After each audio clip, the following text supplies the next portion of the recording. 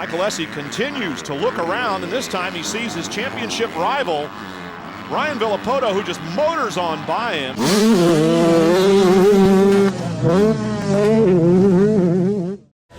There's a bunch of young kids that are just waiting to kick down the door. Alessi's been riding awesome lately.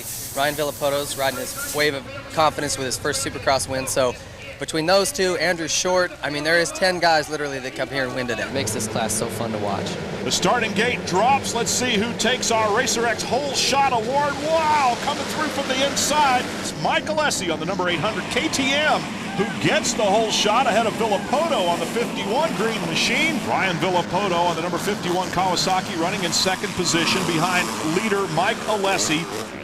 Alessi's impressive. You know, he doesn't ever push above and beyond what he's got to do. Mike Alessi out in front. Villopoto hanging right in there with him. The gap has gotten smaller, in fact. Villopoto has pulled up a little bit closer to Alessi, who then picked up the pace again, apparently, and has held it kind of even. There's Alessi, your leader, in case you forgot what he looked like. He's glancing around, trying to see where his wild child out in front. Got the dismount going, back on the bike. There's Ryan Villopoto kind of shaking his head perhaps at his own mistake. Still running in second position, however, on the number 51. Mike Alessi is going to take that checkered flag. Villopoto in position to earn Kawasaki its 100th win in the class. Mike Alessi always there, of course, among the top runners. An incident involving Nick Avenue and a few others. Alessi's in there as well. That's Andrew Short underneath him. And he leaps his way to victory here. Winner moto number 1, Ryan Villopoto on the green number 51 machine. You know, Mike went down. I think I ran over his legs or something. And other than that, you know, I came out kind of in the back and just started working my way up forward. He's got a big rivalry with Alessi, so kind of funny to see him smile when he says he ran over his legs. The whole shot stripe once again, and this time out in front, a more familiar Mike Alessi, where we're used to seeing him. Navalos is putting up a great fight here. You know, Villopoto's a tough guy to keep behind you when he wants by. You can see him there just pinning it, laying down on the seat, trying to get traction. But Navalos has done a great job of keeping ahead of him. Well, until now, actually. This is going to be a battle for the lead. It's not quite on us just yet, but Mike, oh, big mistake. That's going to give Villopoto just that much more advantage, and he maintains his momentum, draws right up to the back wheel of Mike Alessi, and we do have a battle for the lead. Well, Mikey's been known to have a meltdown or two when a guy catches him like this. He does not like to be passed, and he'll do absolutely anything to keep that from happening. And Villopoto knows he's quicker. He's caught him. I don't know if Alessi's getting a little tired or just doesn't have the speed on this track today, but these two have such a rivalry going back all the way to their mini bike days at Loretta Lynn's and Big Amateur National races. So we're about to see something, I think, here in a couple laps. Lap rider moving over out of the way of the leaders. Alessi with another big dab in the dirt there. Villopoto a little smoother through that particular section. But there's only a couple of bike lengths between them, and Villopoto has already passed a half a dozen guys to get where he is. He passes Alessi. Alessi turns in on him, and they make contact. Oh, man. Keeps the bike running. RV squared that one up and just went straight under him. Kind of gave him a glance back like there might have been some malicious intent there. I don't know. Alessi covers the inside, so he's got to drift out a little bit. And Alessi just goes right into him. And Ryan Villopoto has just earned Kawasaki its 100th win in what we now call the Motocross Lights class. Here are the Suzuki Moto results. Ryan Villopoto's coming.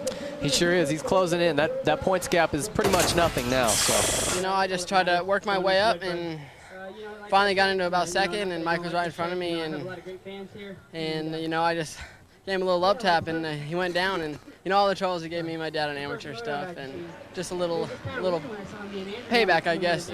Monster baby. It was racing at the end of the day. You know, Ryan's a good kid. You know, I would never say anything bad about him. You know, I like the kid. He rides with a lot of heart. I'm just going to be positive. I'm not here to retaliate or anything like that or ride aggressive like he was riding. On video, he looks over at me like he's seen me, but he just kept going, and you know, he went down, I guess. Villopoto trying really hard now to get up to Mike Alessi. With laps winding down, Alessi, the leader, looked like he had a pretty comfortable margin. And the battle between these two just keeps getting bigger and bigger every week. They've had a rivalry, obviously, ever since they were mini bike kids. And a little bit of mental stuff going on here, too. And Alessi takes a look back at him, and now he really knows he's there. Mike Alessi, though, will take the checkered flag. Villopoto runs out of time. Leading the AMA series is, I think, you know, it's cool, I guess. I've never done it before, and I don't think it puts any more pressure on me. I'm just going to go out there and do what I've been doing, and, you know, hopefully it makes everybody else worry more than it should. I think it's a little bit better now that he has the points lead and a little bit more pressure on him. You know, I'm just going out there to race to win and not so much worry about points now, so I think it's actually good. Watching Mike Alessi as he rounds the corner. Villopoto ran off the track and comes back in. Andrew Short is your new leader. And Ryan Villopoto with a mistake, it brings him back onto the track in front of Alessi, and that would make him third.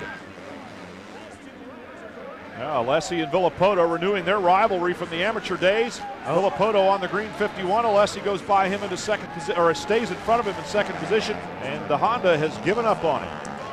Oh, he's a nice kid, but I mean, he had himself in a position to win that moto, and I guarantee you he's swearing like George Bush at a UN convention with a live mic right now. So Ryan Villopoto gets around Mike Alessi, and it is a green machine that's going to take the win here as Villopoto just kind of eases across the start-finish line. Ryan's riding really good, you know. I mean, he's going so fast, and he deserves a championship. You know, if he wins it, he deserves it. He's going so fast, and just doing what I do, you know. You see the disappointment in his eyes and hear it in his voice. He's frustrated right now. Villopoto's on a tear, and Alessi's has yet to come up with an answer.